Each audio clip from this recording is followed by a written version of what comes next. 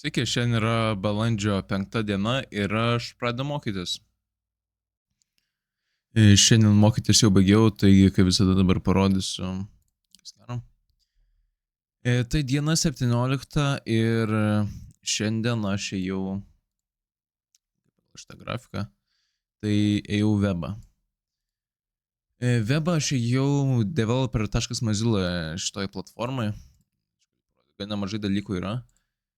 Tai ką aš supratau būtent per šiandieną, tai pusantros valandos kažkur aš žiūrėjau šitos dalykus, kai kuriuos jau mokėjau, kai kuriuos kaip JavaScript'ą pirmą kartą prisiliečiau taip arčiau.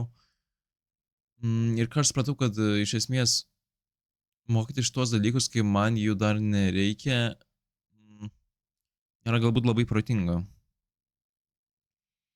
Kai man pradės reikėti, pavyzdžiui, formų, tada man aišku bus įdomu ir aš galėsiu tą labiau pritaikyti. Dabar, kai aš dar praktiškai nesu prisilietęs prie formų integravimo ir dar skaitai informaciją, bet nesi tikras, kur gali pritaikyti, o kada turiu jau kažkokį projektą padaręs, tai tuomet aš manau, bent jau kaip man anksčiau būdavo, kad skaitytume dalykus ir jau galvoju, kaip tu juos galėsi pritaikyti.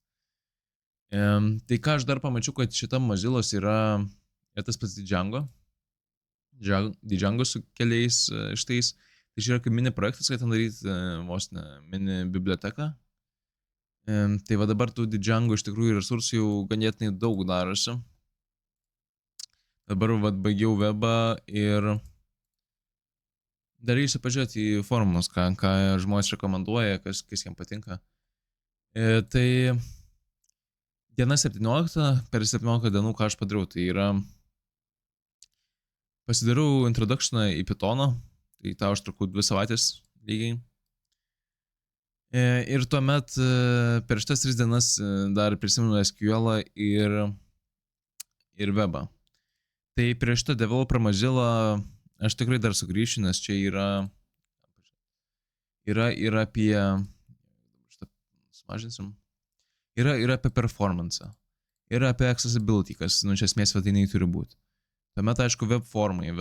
JavaScript'as, kurį man, kaip supratau, irgi reikės mokytis, nes be JavaScript'o kurių funkcijų patogių lankytojam tiesiog sunku yra arba neįmanoma nes padaryti.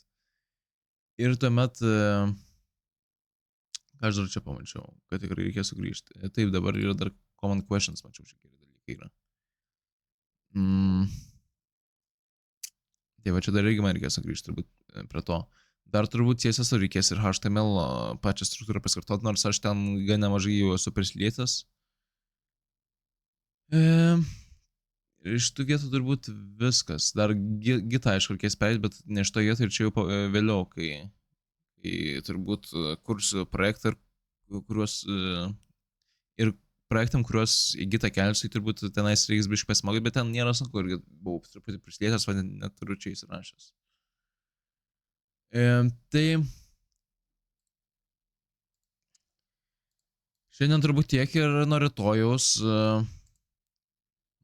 aš pradedu mokytis Django. Jau priėjom. Tai šiandien tiek. Iki rytojaus.